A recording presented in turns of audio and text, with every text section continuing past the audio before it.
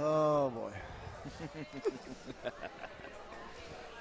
Oh, that's not bland. Shaquille Griffin. And it's intercepted. Shaquille Griffin makes an incredible play. Golden looks out of the gun, runs the option, keeps it. He is into the end zone for the Knights touchdown.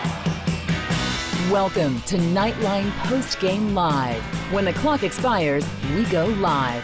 Knight Nation's only post-game call-in show goes live now.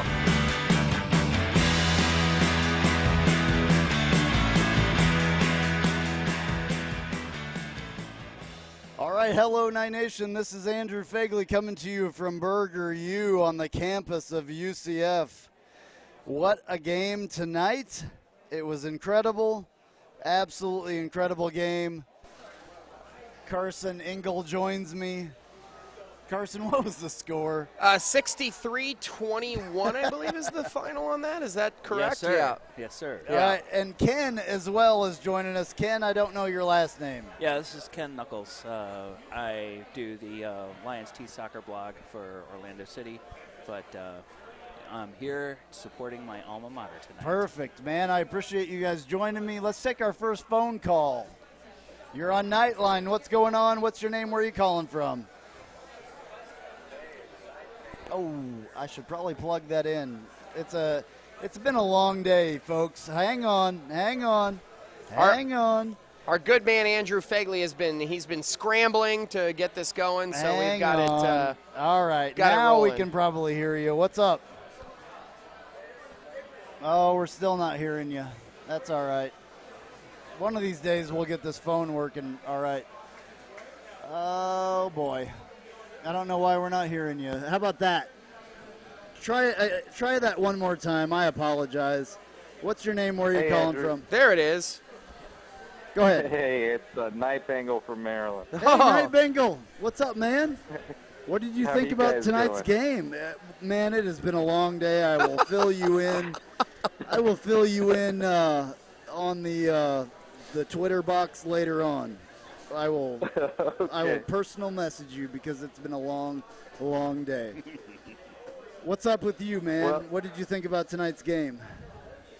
Well, I was glad CBS didn't add more commercials. It was pretty interesting. For me, it was really interesting because we saw a lot of different players that we haven't seen before. Otis Anderson's really coming into his own now. The last couple games, he's really started to shine a little bit more. And, just watching that offense click, I mean, we've never seen this before at UCF. Even in the Culpepper days, I remember watching those games, and we had exciting offenses where you had Kevin Smith in his heyday and watching him bust through the line. But there's so many different players and so many different ways that they can beat you. They beat you over the top. They beat you on the line. Adrian Killens had a great night. I mean, he's picking up 9 or 10 yards apiece every time he touches the ball.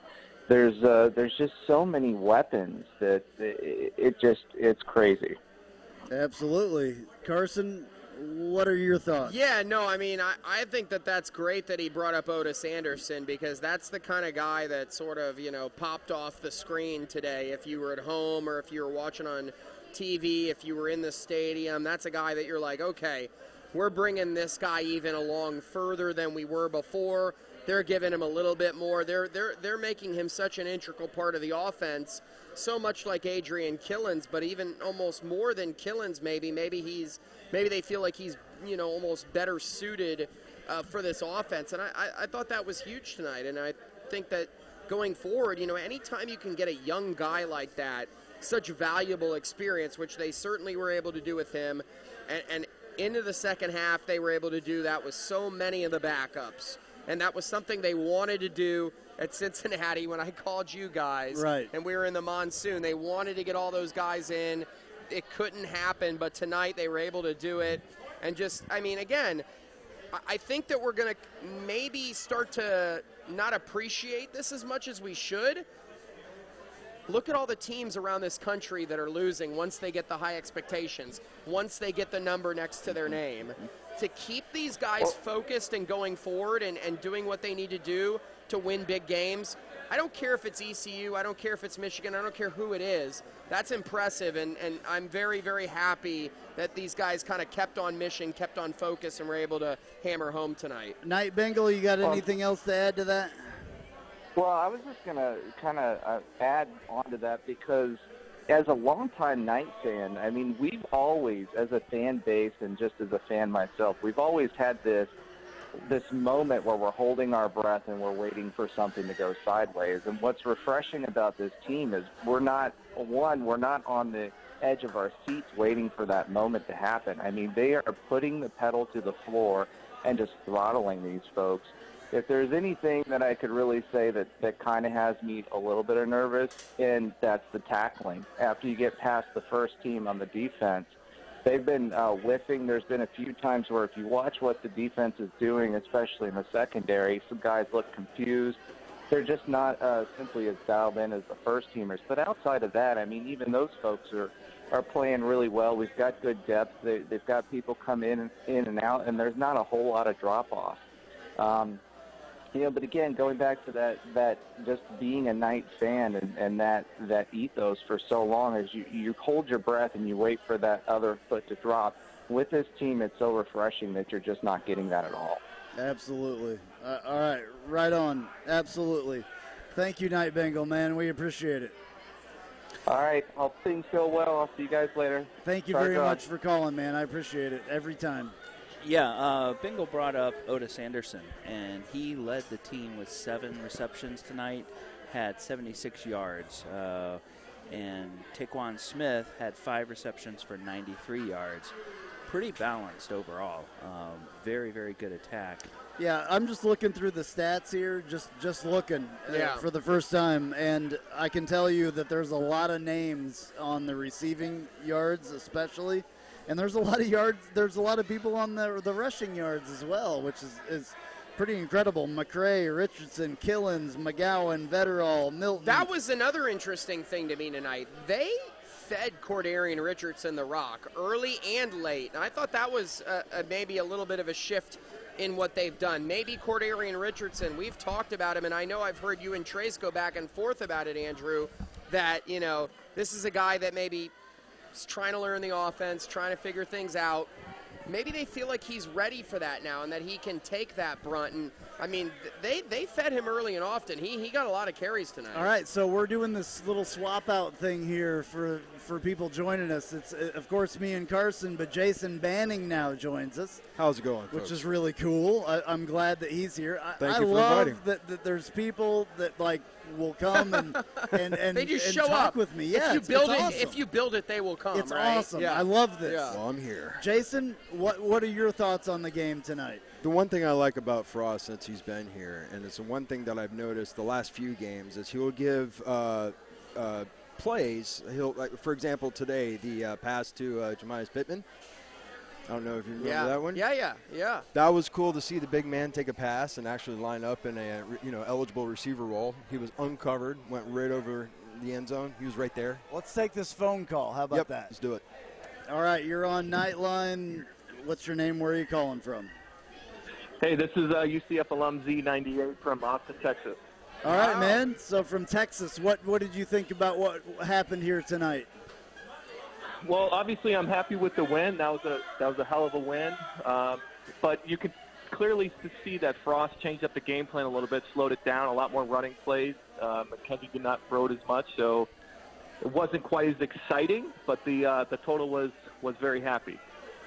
Absolutely. So, was there anything that you were disappointed about? You didn't see what you thought you would see, or because you said that they slowed it down a little bit. Were you disappointed in that, or were you happy about that? No. I mean, obviously, I was a little disappointed because you want to see a lot of points on the board, and you want to see that excitement. And I was looking for 70. Yeah. Honestly, I think that was the team goal. Yeah, I was looking for 70. So. I think a couple other people were looking for 72. I won't mention any names, though. 63 is pretty damn close, though. I'll give you guys some other good news. Boise State is up 7-0. Yeah, we're watching it right now. So we're watching Inside Burger U here. And that's Nice. good. That's good news. So, I mean, it's amazing that we're talking about all this. It's amazing at this point, which I didn't think we would be at this point. I mean, I don't think anybody thought. I think we have to pump the brakes one more week.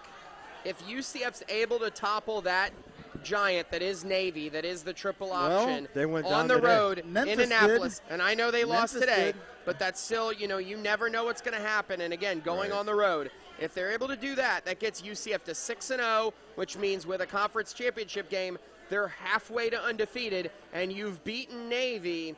I think we can start talking about the Axis Bowl. I think we can start watching what does San Diego State do, what are some of the other people in the Group of 5 conferences doing. I'm trying, and I mean, I'm still watching, right? Yeah. But I'm trying to kind We all of just are. pump the brakes Yeah. until I see what happens against Navy. And if we can beat Navy, then the sky's the limit for what's going on here. Absolutely. Yeah. SMU too, though. Yeah. That's another team right down the road. That I'm going to be there. Me too. I'll okay, be there. cool. Yeah. But that's the one game that I've had circle from the beginning of the season. It lands right mid-season. So you're looking at if a team's winning, they're going to have maybe at least 3 or 4 wins on the belt. They have it. Right. They always have historically played up to us, to UCF. So, and if you look at their defensive line, they're strong. When you're number 22 anyway, everybody plays up to you. Everybody has that. You have that target on your back. Hey, thanks for calling, by the way. I really definitely. appreciate it.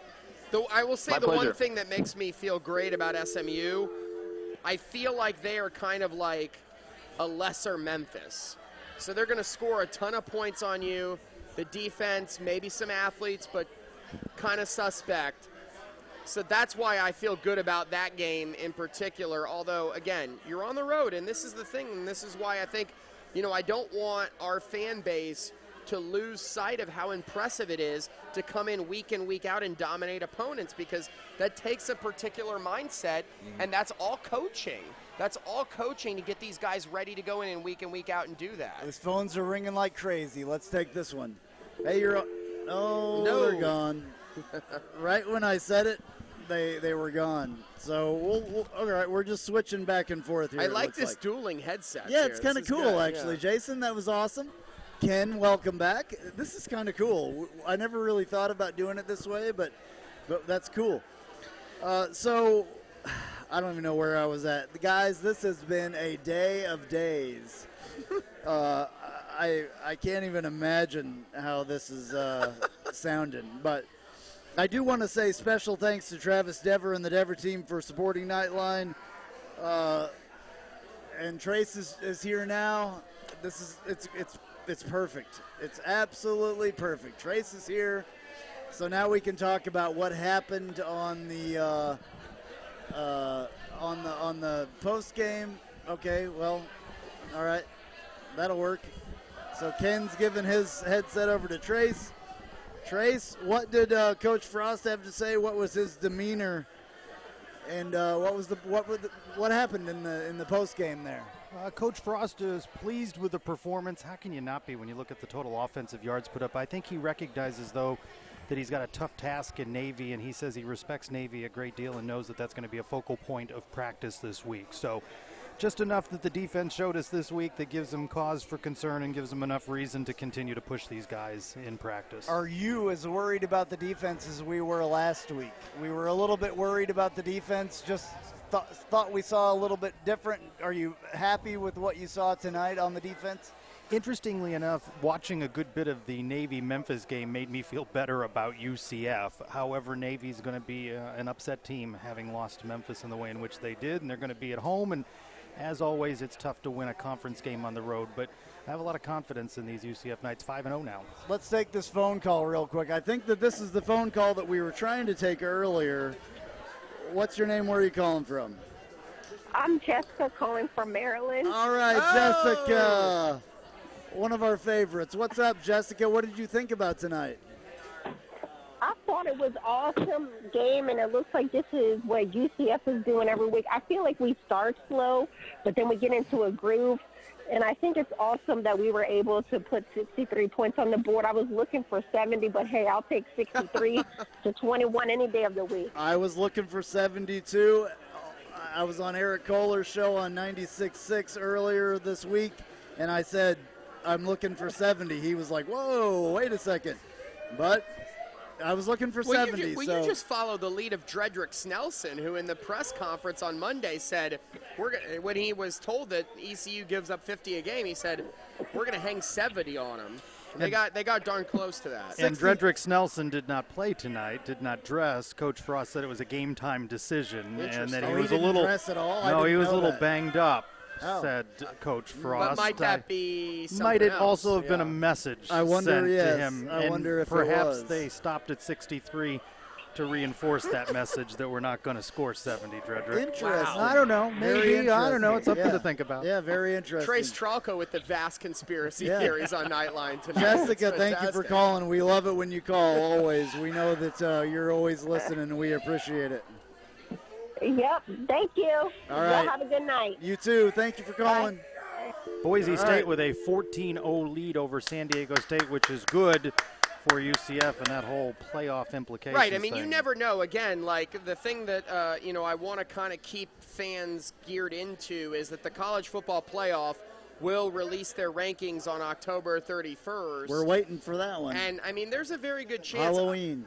I think if you really weigh the collective achievements of both UCF and USF, I believe the committee will look favorably on UCF and have UCF ahead of the Bulls in that first initial ranking. The question is how do they evaluate what the Knights' resume has been compared to San Diego State? San Diego State has 2 Power 5 wins. They beat a top 25 Stanford team, and they beat Arizona State. I think at the end of the year, if you're able to kind of go through things and you beat Navy next week and then you maybe beat USF, then you've got a great case. But that is the thing to watch when we're talking about playing for a New Year's Six bowl game. All right, let's take this phone call. You're on Nightline. Where are you calling from? What's your name? Hey, Andrew, it's Chris from Toronto. All right, Chris. We have all of our normal callers in tonight. That's it right there. So, Chris. I didn't know if you guys were on because I'm not getting you on YouTube. So I was like, well, I better call before the show's over. Well, I hope it's on. It's supposed to be on. It might just be mine. Well, might just be mine. We so. shall check as you're talking. Yeah. So, what did you think? Oh, obviously, it's a great game, great offensive game. They did everything they're supposed to do. A little disappointed. Frosty took the pedal off with like 5 minutes left to go, so we couldn't get 70. But that's we'll save it for another day. The guys, a great performance by Melton and everybody. And a great running game. Defense looked looked a lot better than last week. Just great all-around performance. Mike Hughes definitely a weapon with the ball. So yeah. Nice to see him finally score on a punt return or a kick return. And he was pleased. He talked about it in the post game, first time in 10 years since Smokin' Joe Burnett returned one. So Mike Hughes has been a tremendous asset for UCF. Right. Unbelievable that he could come in here with only a week or whatever experience on this team. You think about how many JUCO guys are busts, Andrew. I mean, there's so many guys from junior college that don't do anything. And to see Mike Hughes be a performer, that is huge, especially when UCF came in and maybe the biggest question mark going into the season was that secondary. Absolutely. Is that my guy? Is that my guy Carson Ingle? It is Carson Ingle, yeah. I know that voice anywhere. You are talking live with Carson Ingle, absolutely. Yeah, and YouTube seems to be working for us, so I hope at one point it works for you too, man. I'll listen to it on Rewind. All right, man. Thank you very much for calling. We always enjoy it. Stay warm I up did there. have one. Go ahead. I did have one comment. Something to watch for next week. The Knights gave up 187 yards on the ground to an ECU team that's not very adept at running, at over 5 yards a carry, and only 50 of those were in garbage time. So hopefully our tackle and our defense is on point next week. When I was sitting in the stands, that was one of the things that I kept looking at. I'm like, oh, 97 yards rushing. Oh, more, more.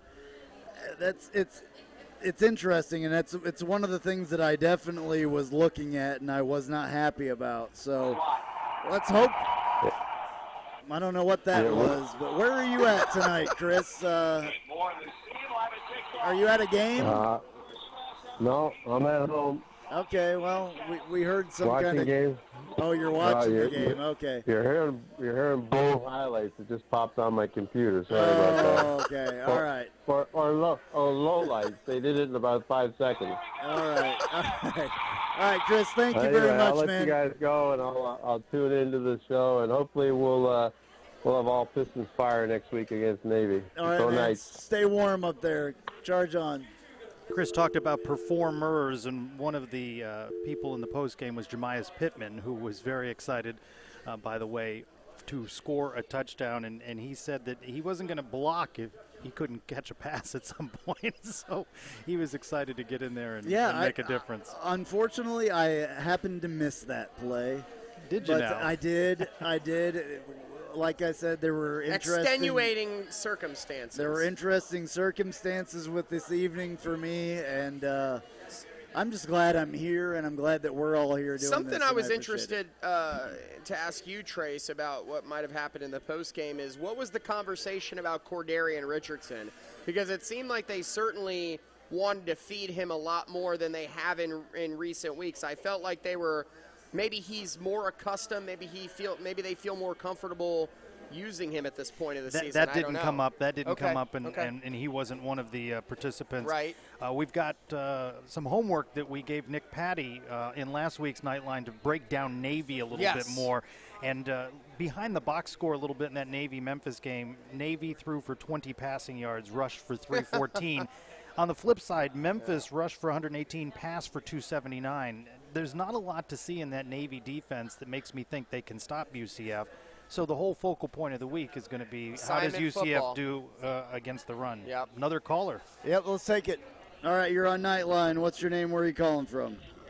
Hey, guys, it's Scott calling from Sanford. Go Knights. All right, Scott from Sanford. It's a beautiful place. It's where I live myself. So, Scott from Sanford, what do you have to say about what happened tonight?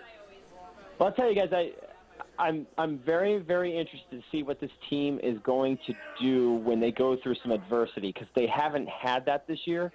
And, I hope next week they actually get a little adversity, because the last thing I'd like to see happen is we go through the season, let's say undefeated, and play South Florida, and then see our first adversity in the last regular season game. I'm not sure if the team will be ready and understand what it looks like when it happens, because everything's come so easy this year. So I actually think the Navy game is timed out perfectly for us right now. And it would have been great to see Georgia Tech earlier in the year so we could just get a little bit more feel for this flex option. Although Scott Frost ran that in college, so I'm sure he'll be running the scout team this weekend. Well, I would think oh, I'm sorry. Go ahead. No, go ahead. No, totally. Go ahead. You were speaking of adversity, and I think the most adversity that you see, I can't even talk. Adversity for 200, Alex. Oh, my boy. This is crazy. The most adversity that this team has seen maybe would be this 187 yards rushing that ECU put up against us. I think UCF has seen adversity in pieces. Yes. I don't think they've experienced 4 quarters of it, but I don't know that Scott Frost talked about that. Somebody asked him that. I think maybe it was this week, maybe it was the week before, and he said, look, we've had to change our entire schedule around because of a storm. We've had to get these guys back in here because of that. We've had it was this week, because he said we had a rainstorm at Cincinnati that we had to schedule around. We had a team that was a winless team that went to 6-6 a year ago, and many of those guys went through that experience. So that's where our adversity comes in, and that's at least what Scott Frost's answer was to that question, although, again, I will be on Pins and Needles next Saturday as we go into Annapolis. And Scott mentioned that perhaps Coach Frost would run that triple option on the scout team. Right. We were speaking with Daryl Mack Sr. Today, Daryl Mack Jr.'s dad, the redshirt freshman quarterback, and his dad said that Daryl's getting the nod to run the Navy offense on the scout team this week. So. Scott, thank you very much, man. Yeah, and then real quick, one other thing I want to mention that I don't think a lot of the folks around the country are going to know about our team because they're just not tuned in and they're not looking at the box score like we all will. But go back and look at the box score tonight. It's unbelievable. There was 9 different receivers who caught balls. There were 8 people who touched the ball rushing. So when you see like numbers like 235 yards rushing up there, you think, oh, a couple guys had a pretty big game. But it was more than a couple guys. It was like 7 or 8 guys. And the depth of this team is really starting to show, and that's what I'm really, really, really happy about. Yeah, for rushing, nobody had over 64 yards. I mean, no, but you had 8 different guys touching the ball. Absolutely. Running, at least 6 of them had 20-plus yards. So it's really impressive on depth, and it's really starting to see what kind of recruiter he is. Yeah, you talk about depth, and that's a huge thing when it comes down, especially late in the season. This depth that you see with the 9 guys touching the ball, I don't even know how many people actually touch the ball on receiving, but the rushing, all that depth is what gets you through all these games, later on in the season. Right. All right, appreciate it, guys. Go Knights. Thank you, Scott. Really appreciate it. Have a good one. Right. One of the things Coach Frost talked about was, and he only touched on it briefly, was the need to clean up the penalties. But I'll tell you what, his demeanor has not been one of being particularly concerned about that. No. UCF with 10 penalties for 74 yards in this game. When you're winning by such large margins, there hasn't been concern. But to Scott's point, if those penalties come to be a factor in a tight game, you just wonder if UCF can overcome some of the mistakes that they create for themselves with the penalty flags. Yeah, absolutely. Amazing. So, like I said, we were talking about rushing yards earlier. Yeah. So, McCray had the which was the guy who, when I was on with y'all, opening game here against F. We didn't know who he was. Who? Wasn't in the media guide. So he had 5 carries for 64 yards and a touchdown. Well, these people next to us are very excited. They're ready. We have one table that actually has people at it here at Burger U, and they're like that. So it's all good. None of them have UCF stuff on, so I don't know if they celebrating the victory. They may just be drinking. Yeah, well, they're excited, and it's all good. So it's better than them just sitting there and crying in their beer. Maybe they are. I will say East the Carolina whole thing people. about the penalties, and again, like I talked to you guys about this a little bit when I was in Cincinnati, hearing what Kyle and Nick both say about it almost every week now on a weekly basis with you guys on the main podcast. I think that kind of the style in which we play and everything that we've done, I think it's taken an adjustment period for the fan base. The fan base has been used to this George O'Leary pro style, very conservative. It's not that anymore, I can tell you that. We don't make mistakes. We're very cautious. And myself guilty of all of these things, right? I mean, I can't tell you how many people that I had that were authorities on the subject that knew what they were talking about that said, you know what, Mackenzie Milton sucks. Yeah, that's he's not going to be a good quarterback. Absolutely and look not at true. look at what he's done. Right. So I think it's all an adjustment period, not just for the players that were here before Scott Frost, not just for this new coaching staff, but for the fan base to realize that, hey, we're going to do things a little bit differently here, but it's going to either reach the same result or a better result. And I think that might be the penalty thing plays into that to me, because I'm someone that's nervous about it, and I'm still worried about it, but it's kind of the way that things go if you're going to let this team, if you're going to unleash them and just let them roll. Absolutely. Well, Milton tonight, 21 of 27, 324 yards, 12-yard average, 2 touchdowns, 0 interceptions. Did you like his rushing touchdown? I just, It was 1 great yard. Yeah. 72 plays, 600 yards of offense. I honestly think that somebody needs to start looking at and really, the Heisman people need to really start thinking about this. Yes, it's crazy. It's crazy because of what we saw last year. But that was a kid that was a true freshman. Yeah. Coming into a new system. Yeah. All the way from Hawaii. But now this kid has totally come within himself, and he's worthy of being on that Heisman list as far as I'm concerned. They're playing with such an incredible level of confidence. I mean, back to Scott's point, what will happen when they face adversity during a game? Hey, maybe they're not. Maybe they're just going to keep rolling and putting up points like this. Maybe this 180 whatever yards rushing is the adversity. Well, and Coach Frost talked about that. He was not pleased with some of the tackling on the 57-yard run, which was East Carolina's longest rush of the season. And there are going to be moments like that, right? I mean, but do you see a team outscoring UCF? I mean, that's right. It's one of those things where I keep trying to figure out what situation is going to put UCF in peril. What's going to challenge this team? And I don't have a lot of answers in that regard, and so I think that, maybe this is just what it'll be, as you said. And I mean, good Lord, we could all hope that that's going to be the case. Well, I think of a point that Andrew made when we go back to the beginning after Coach Frost's first recruiting class, and we talked how many of these true freshmen will see playing time. And you said lots. You said you thought everybody, and right. I protested. I said, well, they're not going to play Mackenzie Milton, and he continues to play freshmen.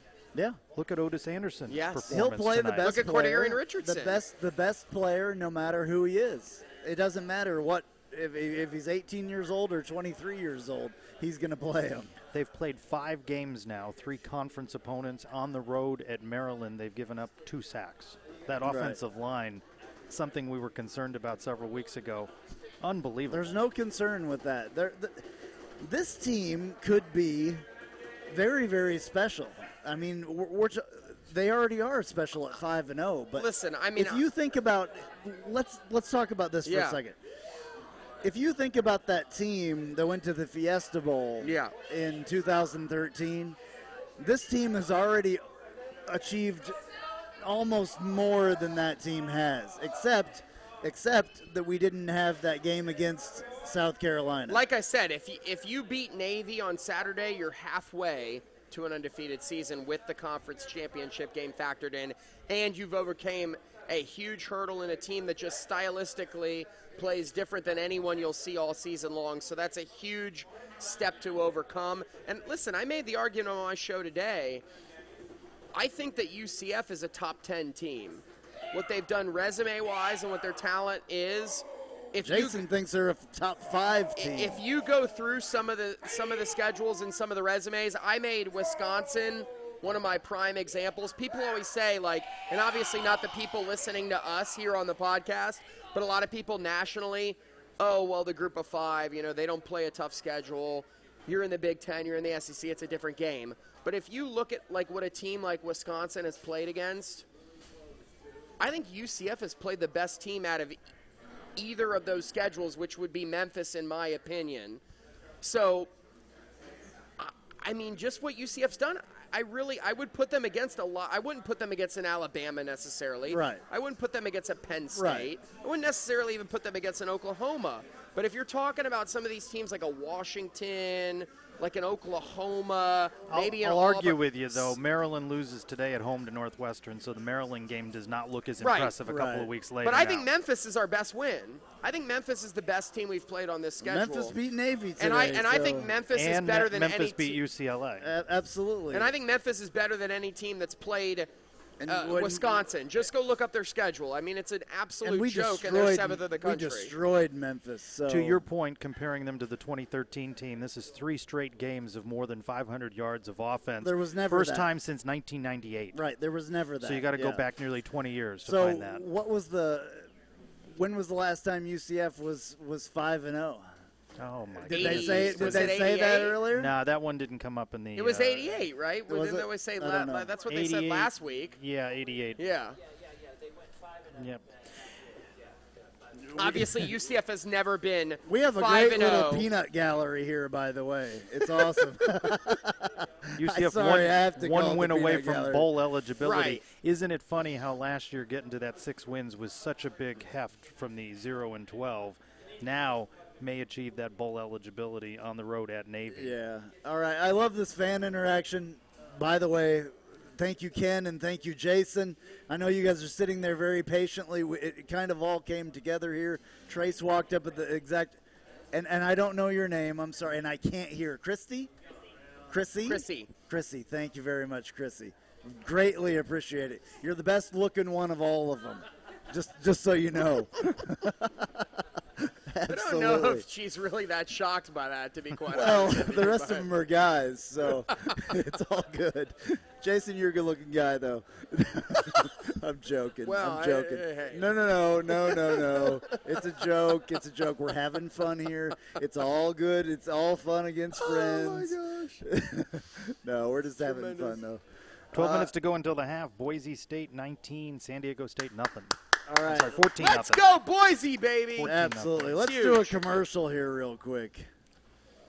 Hey, this is Travis Dever, Kai's Real Estate, the Dever team, New Smyrna Beach. Your source for real estate and everything else, New Smyrna Beach. Proud sponsor of Knightline and Knightline Postgame Live. Call me anytime at 386-690-1636. That's 386-690-1636. Let me show you my hometown, New Smyrna Beach, UCF's favorite beach. Go Knights and charge on. All right, coming out of the break here, Jason, what were you saying earlier about about UCF maybe being a top 5 team? I can see that we'll get it out. I don't think they would be in the playoff or anything like that. Right. But I can see them being discussed as an outlier if cards were to fall. Like just the discussion of the G5 representative like UCF being in that picture.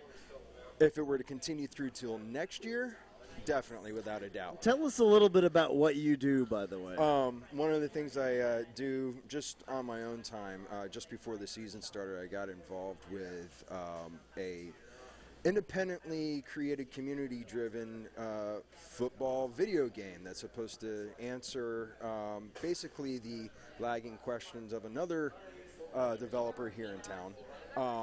But it's don't know if I could say it. But, no, that's all right. It doesn't matter. Whatever. But the cool thing about this game, it's called Axis Football, and right now it's just on PC, Mac, and whatnot. But I was making a mod for that for NCAA teams, and in doing that, of course, I had to go through and work with all the rosters. And it's funny because in doing that, I learned a lot about the rosters and exactly what kind of talent have matriculated to these other teams.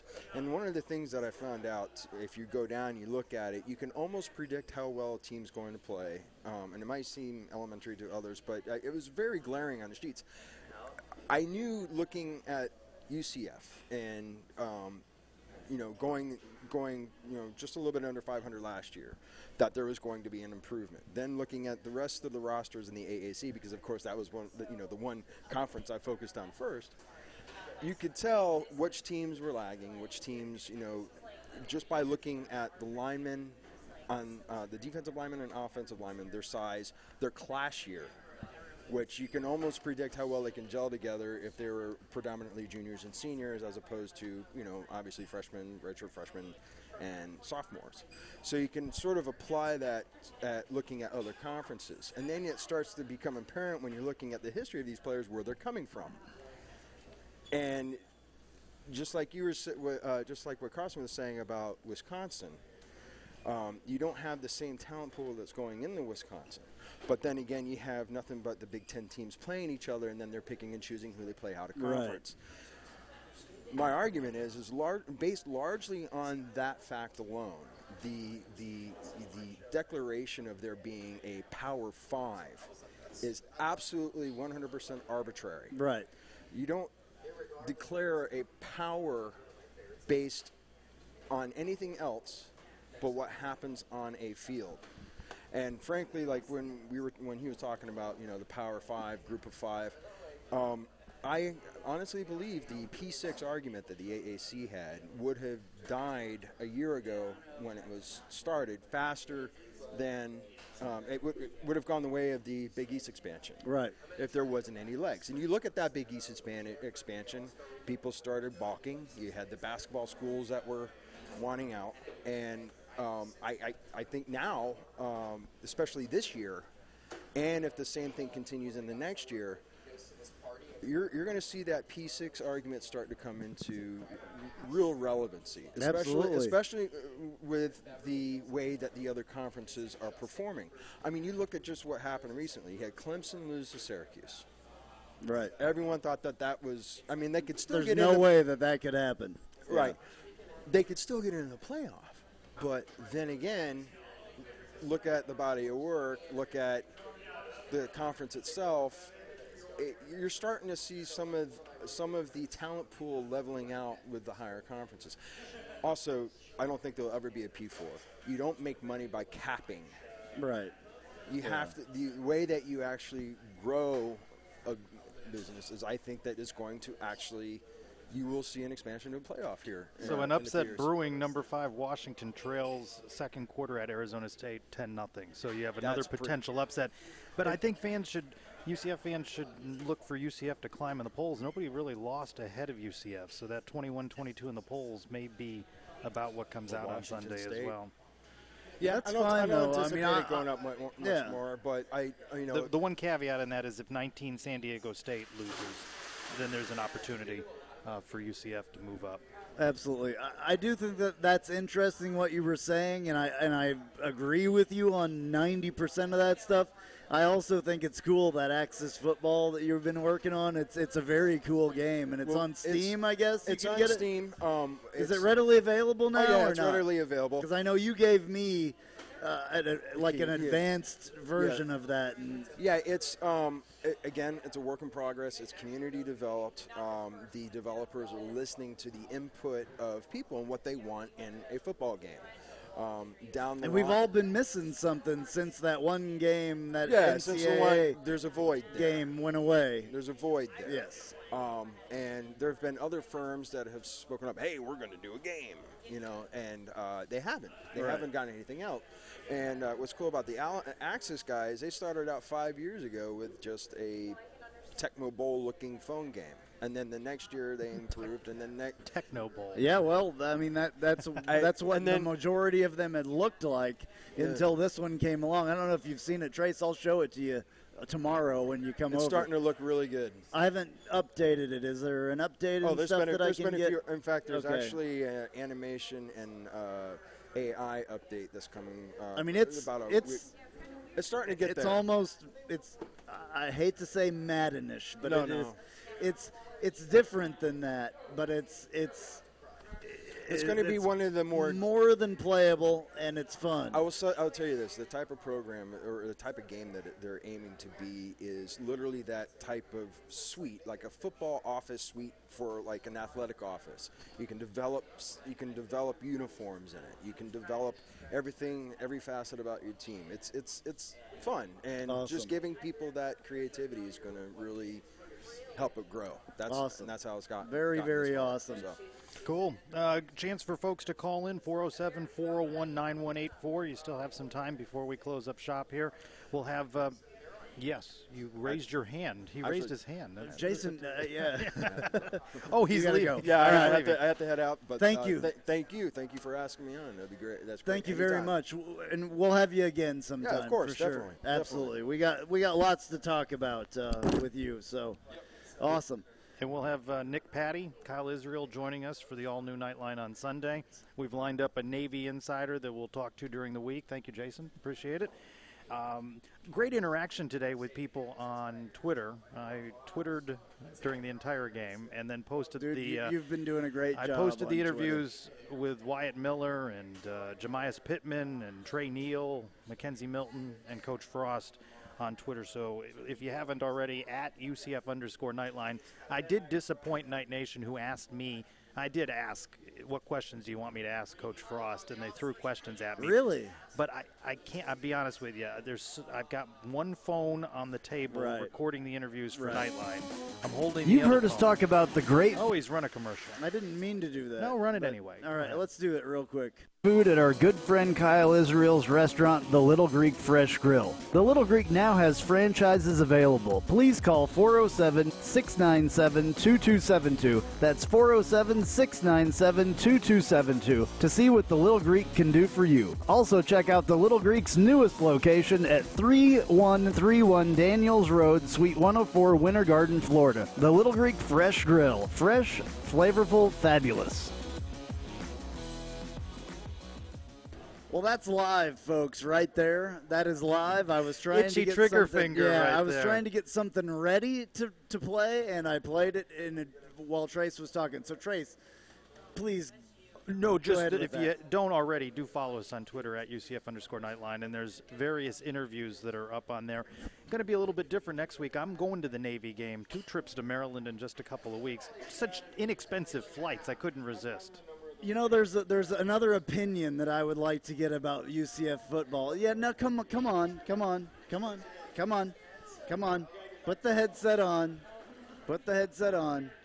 Every once in a while, I'll wait till you get that headset on before we talk about this. I don't know what I'm doing. It's fine. You don't have to do anything. You're talking, right? Hi. So every once in a while, it is nice to get a different opinion about this stuff. And we don't very often have a woman on here to talk about UCF football.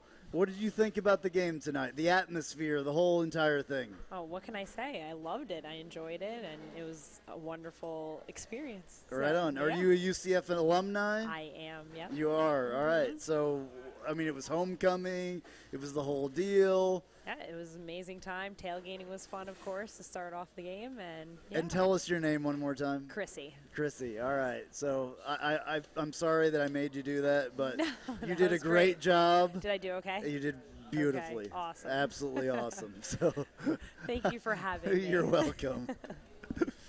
All right. No. So anyway, why not? When there's people here at Burger U to talk to us, we have to involve everybody. So thank you very much. I appreciate it. Well, that's what's interesting about this show. You got the callers, you got people commenting to you on And there Twitter, were people and dude, I had multiple people. I guess, maybe I had a little bit of alcoholic beverage today, so I don't think that's true. Possibly. I don't think a little. Man, it's been a great day. We had I tailgated with the Griffins, of course, like I Shaquille always was back. do. Shaquille was back, so that was special there in that whole deal.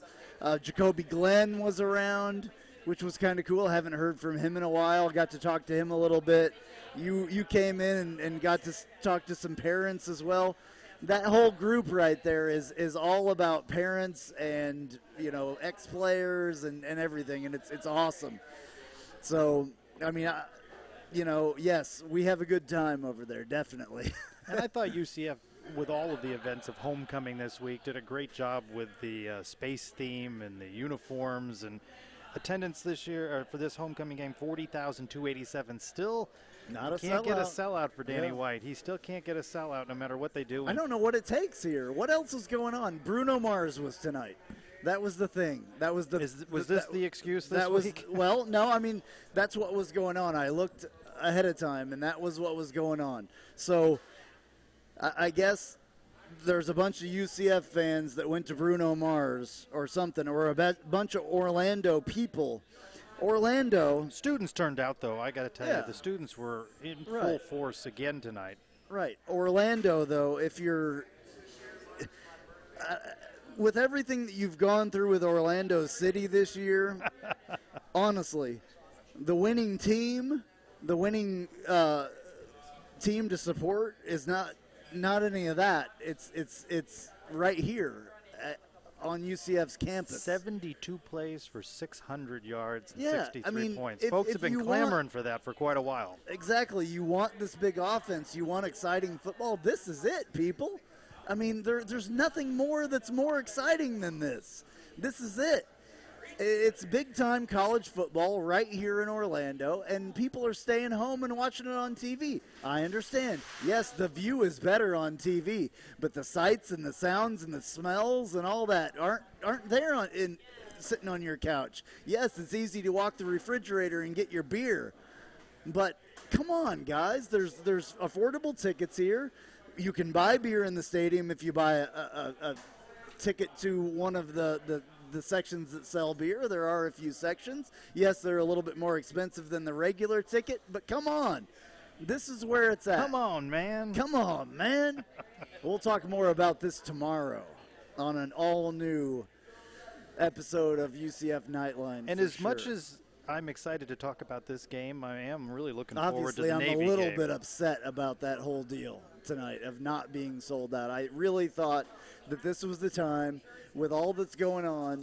I'm not going to complain about it too much more. I'll complain about it more tomorrow. But it was nice. I looked out throughout the stadium. Did you like when they scored and fans turned on their flash and they waved their? I thought it's cool. I will tell you, I took a photo of it. It came out a little blurry, but from the press box, it did look neat. It looked like it was shimmering. You know, whatever. I mean, other places have their if that becomes a tradition or whatever, that's cool.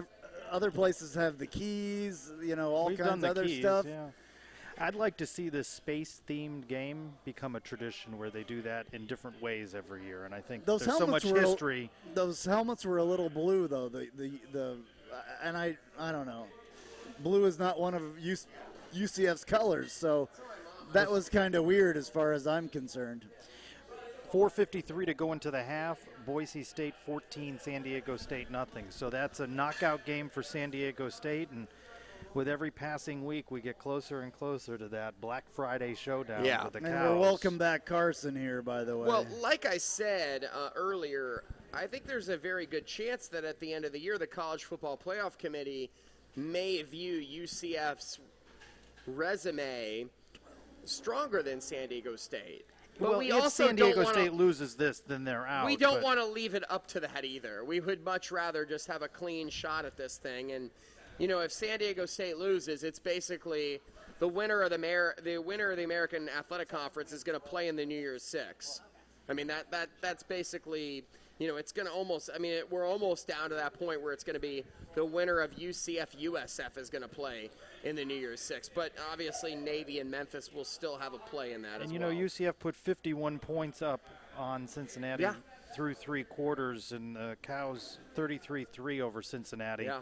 So not an overwhelming victory. It was 3-3, 6-3 until nearly halftime when the Cows put on a few touchdowns. So they announced, by the way, 43,708 in Tampa, which I don't believe at all. That's absolutely not true. I will wait for the official from the Tampa Sports Authority. There was probably it's about always 6,000 to 10,000 less. Yeah, there was probably about 8,000 people there. No, it was more than that, but yeah, I don't buy that at all. So lots of craziness going on in college football today, though. So I think as we wrap up post-game live, and next week again, you'll be on from the 1148 studios. I will call in. No, I'll actually be at Burger U. I am going to Yes. Navy. Wow. $57 one way. I saw an $82 flight like a week ago. I think I was in the airport in Cincinnati, and I said, okay, maybe I'll do this. And then I went back to it, and of course it was gone. I might need to find some sort of like boat charter, or I don't. Southwest has still had cheap flights. Okay, well I will look. I'll actually be at Burger U for the Burger game. I'll be watching the game at Burger U. You can come watch the game with me if you want with to. Andrew Phegley, absolutely. Local UCF fan celebrity Andrew Phegley. Absolutely, you can come watch the game with me. There's, I love it when people come up and say hi. I had even more people come up today and say hi to me. Hey, you're Andrew, aren't you? I was sitting in the spot that I don't even have a ticket for in the stadium, believe it or not. And somebody came up, hey. That's what I do every game, Andrew. It's touchdown okay. Boise State, yes! now leading 21-0 over San Diego State in San Diego. Well, so glory could day. be knocking out the Aztecs. And tomorrow we can talk a little bit with Nick Patty about Boise State, because, of course, he's familiar with that, too. Remember, we gave him homework. We gave him homework to talk about the triple option in Navy. I was born in St. Louis, and someone that was a family friend. You were born in St. Louis? Yes, B.J. Raines. He's actually I'm from Kansas City, so I knew something was off about you. Yeah, that's what we have against each other. But I knew something was off. My childhood friend B.J. Raines is actually a beat writer for Boise State, so I follow them intricately, and I'm excited that they're up 3 scores. It's huge. All right. Well, what do you guys think? I think we've been doing this for a while now. We've technically got about 5 minutes, 9 minutes to go, but what do you think? think we're good? Do you think we've done it enough? Final thoughts. Final thoughts. Trace. Yeah. Final thoughts, another explosive offensive performance. I see 3 games on the schedule that concern me, at Navy, at SMU, and then, of course, the Black Friday game. SMU mainly because UCF hasn't always played you never well. know. And it's a November game, and sometimes it's cold. But I'll be there, so it's okay. Sometimes it's been icy there, and we're talking about adversity. We don't know what they will play like in those conditions. But get by Navy, and I do have confidence in our defense. They're going to be dialed into that. They're going to study that Memphis tape and watch what they did today. If Memphis could stop Navy and we stopped Memphis as well as we did, right, we honestly shouldn't have a problem with Navy. But it's hard to do that only because Tulane crushed Tulsa, and Tulsa beats Houston, and Tulane loses at FIU. They lost FIU tonight. Which, by the way, I think they're 4-2. So that's actually for strength of schedule for UCF that's is a good that's thing. a team, though, that we all thought at some point would come around with Butch Davis being there. So that's a thing that we expected to happen at some point. We maybe didn't expect it to be now, but obviously FIU was able to stop that Tulane offense because that offense is cooking that they have. I think my final thoughts, I will certainly be nervous next week. Navy's a game that I've circled that I've said, look, if you can get by Navy, again, that'll put you at 6-0. You're basically halfway to your goal of undefeated if you go to the conference championship game. At this point, the way UCF had to cancel that Georgia Tech game, that would put you into the conference championship game at 12-0. So I will be concerned about Navy next week. At the same point, I expect Eric Shenander to stress assignment football and to stress all the things you will against a triple option team next week. And look, this is a good Navy team, but it's not the Navy team that's maybe as dominant as they were in recent years. Keenan Reynolds. I mean, I've watched them. They've done that Showtime special following Navy football this year, and I've been watching them week in and week out. That's not the same team. They're not as efficient as what they turned the ball over 5 times today. Yeah, the kid Zach Avey, who is the Keenan Reynolds of this year, he's their quarterback. He's not that guy.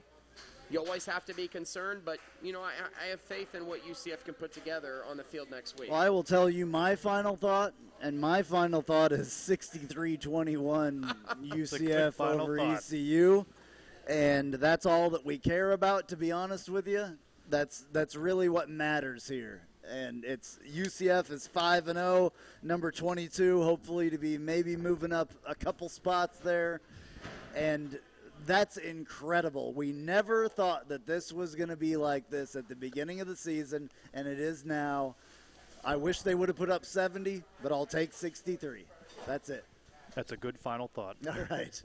All right. Well, join us tomorrow or whenever you can hear it on a new edition of Knightline, and we will talk to you there. Thank you, Carson. Absolutely. Thank you, Ken.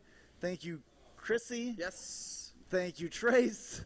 Thank you, Jason that was here. here. You for hosting us Burger again. You for hosting us. The best burgers around. Definitely. You got to check it out. The absolute best burgers. They got a ton of beer on tap and in the bottles and all that stuff.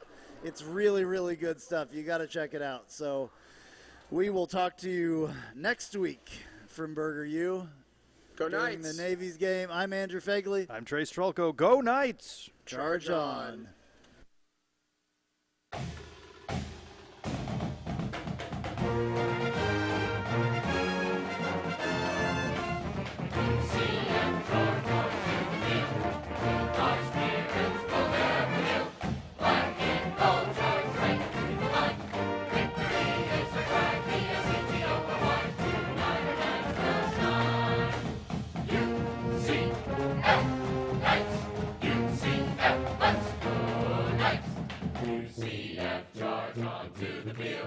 With our spirits we'll never yield.